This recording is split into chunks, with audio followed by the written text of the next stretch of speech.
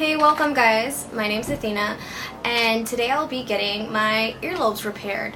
Now this is considered a non-surgical cosmetic, and unfortunately one of the questions I had was, does insurance cover it? And unfortunately it does not, at least for my insurance.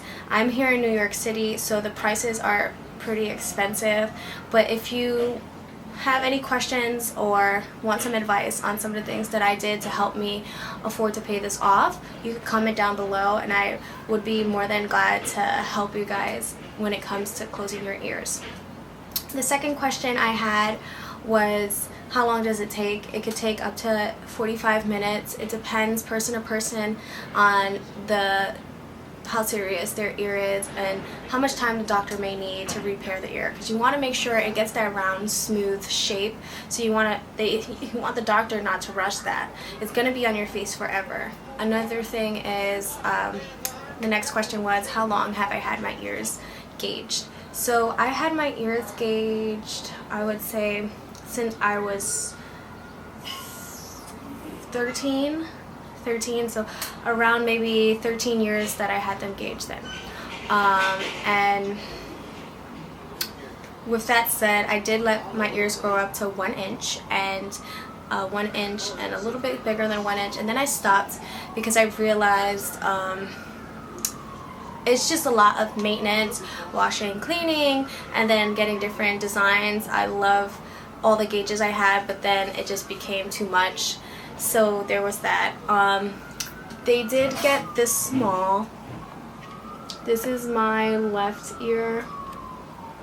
I don't know if you can see. And the bottom became a little thin. And this is my right ear. This side I did have a mosquito bite, so it was pretty itchy. But this side also just had more skin than my left side. So just remember, everyone's ear looks different, and the surgery and the outcome may also look different depending on what they could kind of salvage from the extra skin and reconnect it together. The next question that I got was, how are you able to afford it? So the non-surgical earlobe repair is around $5,000. I went to a particular doctor. Please do your research. If you're looking into doing an earlobe repair, make sure that this person has experience. You don't want to go to someone who doesn't have experience, but they might offer you a really great deal. So it's up to you on whether or not you want to take that chance. Me personally, I do not. My ears are going to be with me forever. It's going to be on my face, which is the first thing people look at work, at job interviews, at restaurants, in my neighborhood. You know, that's the first thing anyone looks at is your face. And that's the first thing they notice is your ears. So just be mindful of that. If you really trust the person who's doing it, or a student, sometimes I know here in New York City they have like students who do it, and they have a professional, someone who's licensed and been in the practice for years, oversee it and help guide them through it, and they offer really great deals. But that was just not something I wanted to do. So in this case, I did save up some money. Back to the question, I did save up some money, but it was not enough. So I had to take out this thing called care credit. Care credit mostly is used for surgical or like medical expenses. So you can use it for like Botox, you can use it for earlobe repairs, nose, anything. Another thing is, when I applied for it, my credit was really high. It was like 727. So knowing that, when I did apply, I was allowed to get a high amount of credit. So that was really good. Now, they do ask you, how much credit do you need? Like, how much will the surgery cost? I say if you do apply for it, aim higher than what the surgery is, and they will allow you to have more credit. Now, of course, make sure, do some research on that as well. I'm not going to go too depth on the care credit, but for me, I got 12 months no interest on the payment that I had to pay, the care credit that I took out. So I took out a few thousand for that, and I got 12 months to not, of course I'm going to pay it off a little earlier, but 12 months, no interest, and I thought that was a great deal. Now, just one thing. You have to ask your the person who is the merchant who is charging the card, they have to provide that promotional discount, you could say, of the no interest, the 12 months, the 24 months. And also it depends on the merchant if there's a cap amount of how much needs to be charged on that care credit in order for you to qualify. So for me, it was $1,000. So it had to be more than $1,000 in order for it to go through and me not to have any interest on that on those payments that will be made towards the care credit. So do ask the person, the company who is going to be charging that card, if they provide those promotional deals. And for me, they did, so that was great. And don't sign anything, make sure they have that.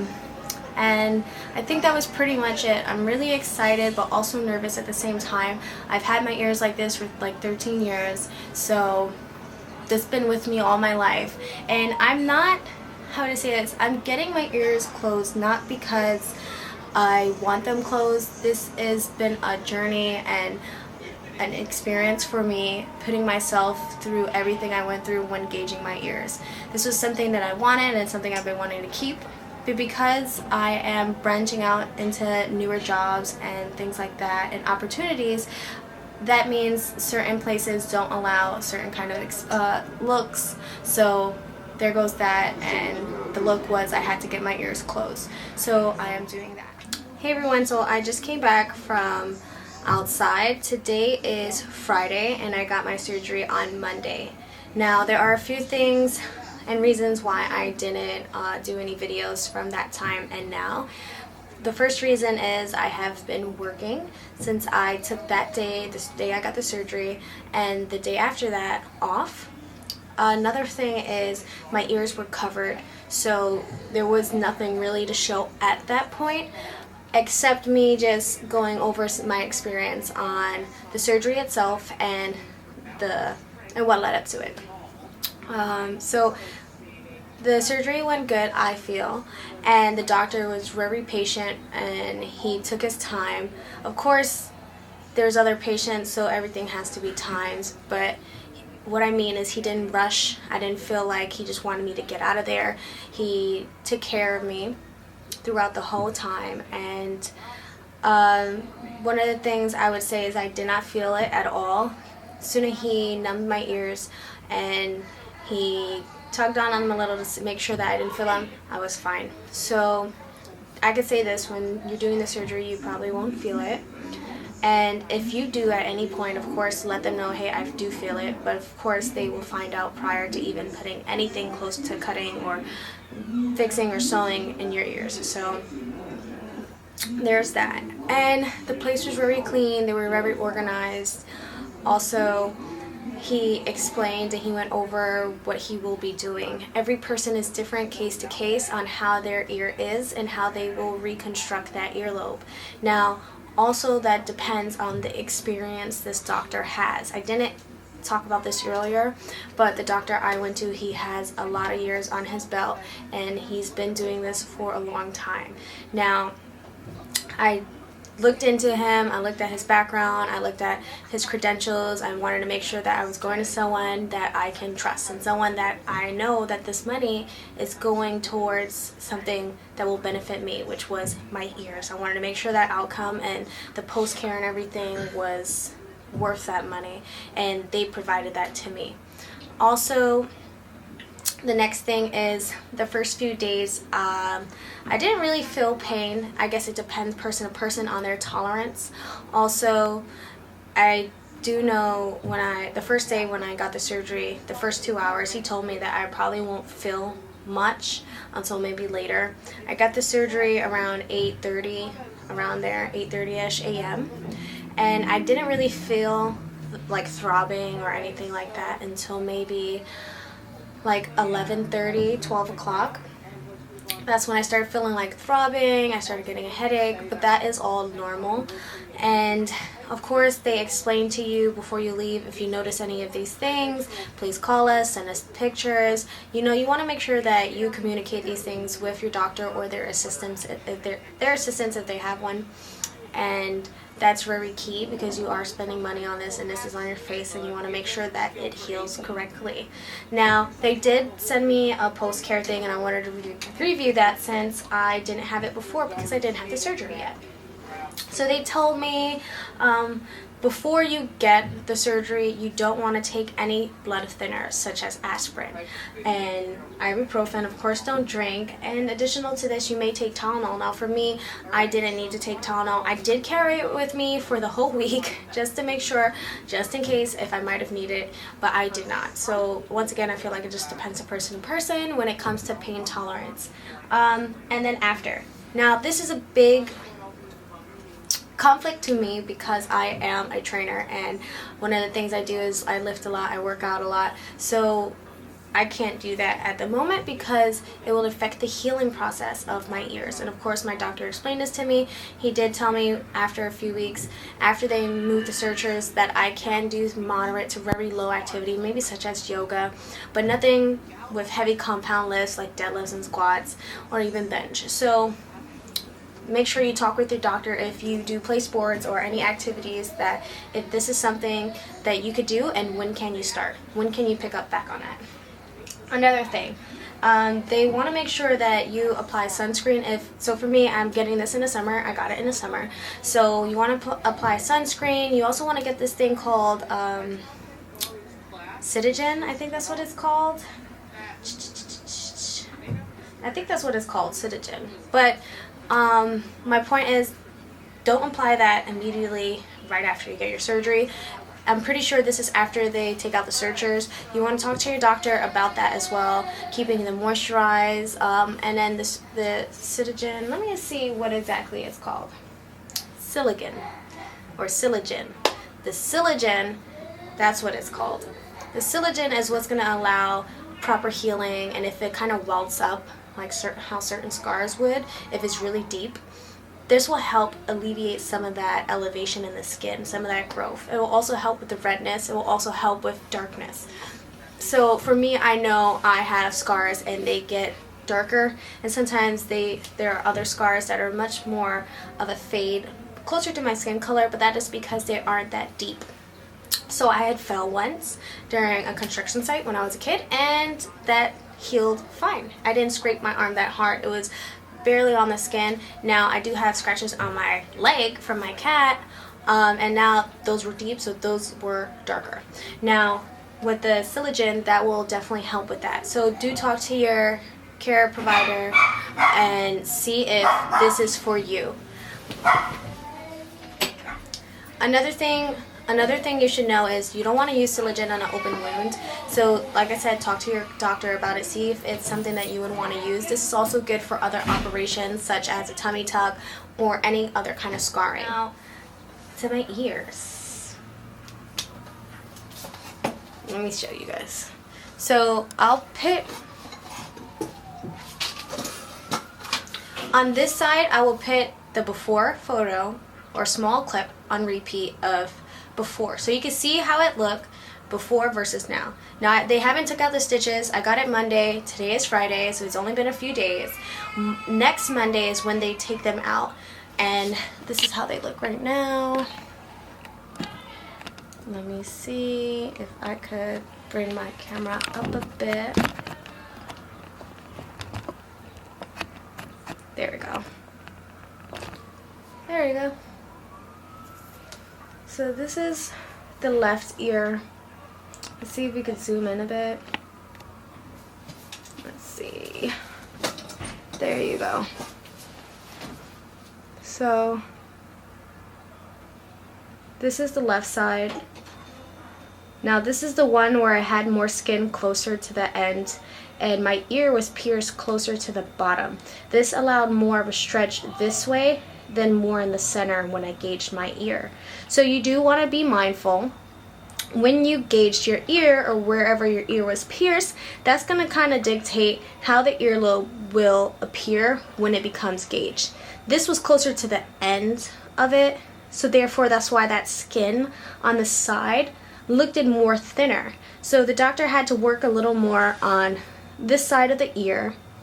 And it doesn't look that bad. It has the roundness. It's still swollen. I don't want to touch my ear because I was just touching my camera, touching my cats, touching everything. So it doesn't look too bad. It looks very natural. It still has the roundness. It is a little swollen still. And here's the other side. So this side is the one where it was more in the center. I don't know if you guys can see. Let me swap sides so the opposite side will show more of. As you can tell, he still maintained that nice roundness in the ear, which I liked. You see the stitching is also a bit different.